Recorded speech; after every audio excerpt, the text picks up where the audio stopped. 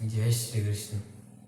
ओम वक्रतुंड महाकाय सूर्यकोटि समप्रभ निर्विघ्नं कुरु मे देव सर्वकार्येषु सर्वदा। मंगलं भगवान् विष्णु मंगलं गरुडध्वज मंगलं पुंडरीकाक्ष मंगलाय तनोहरि। चलिए अब कथा को आगे बढ़ाते हैं। आप लोग इसे बड़े ध्यान से और बड़े प्रेम से सुनिए। महाराज युधिष्ठिर ने भगवान और अपने भाई बंधुओं का हालचाल जानने के लिए अर्जुन को द्वारका भेजा था। अर्जुन को वहां गए 7 माह से भी ज्यादा हो गए थे और वे अभी तक लौटकर भी नहीं आए थे। तब युधिष्ठिर को बड़ी चिंता होने लगी और वे बड़े व्याकुल हो गए और वे अनेक प्रकार के अपशगुन भी देखने लगे। तब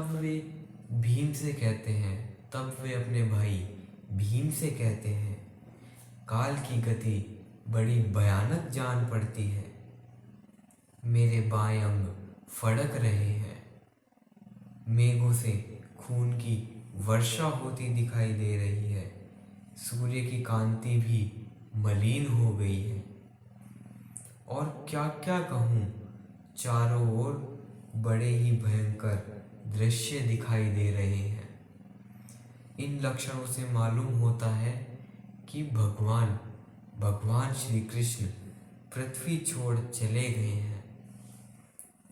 वे इतना सोच ही रहे थे, युधिष्ठिर जी ऐसा सब सोच ही रहे थे, अपने भाई भीम को बता ही रहे थे कि तभी द्वारका से अर्जुन वहां आते हैं और वे रोते हुए अपने भाई युधिष्ठिर के चरणों में गिर जाते हैं।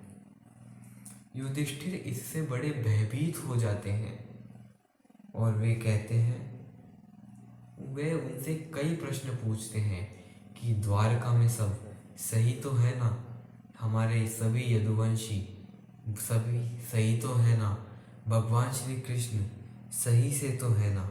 इस प्रकार वे प्रश्न पूछते हैं और बोलते हैं, मुझे मालूम होता है कि श्री कृष्ण भगवान पृथ्वी छोड़कर चले गए हैं, अन्यथा तुम्हें ऐसी पीड़ा न होती, तुम्हें ऐसा कष्ट न होता।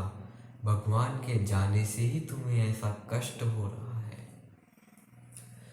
होई सोई जो राम रचि राखा, को करि तर्क बढ़ावई साखा।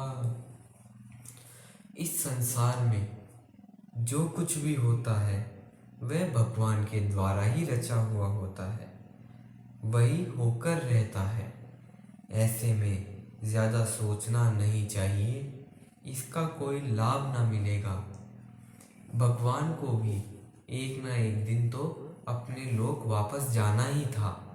उन्होंने अपना यहाँ पे जिस कर्म के लिए अवतार लिया था, उन्होंने वह कर्म कर दिया, इसलिए वे वापस अपने लोक को चले गए हैं।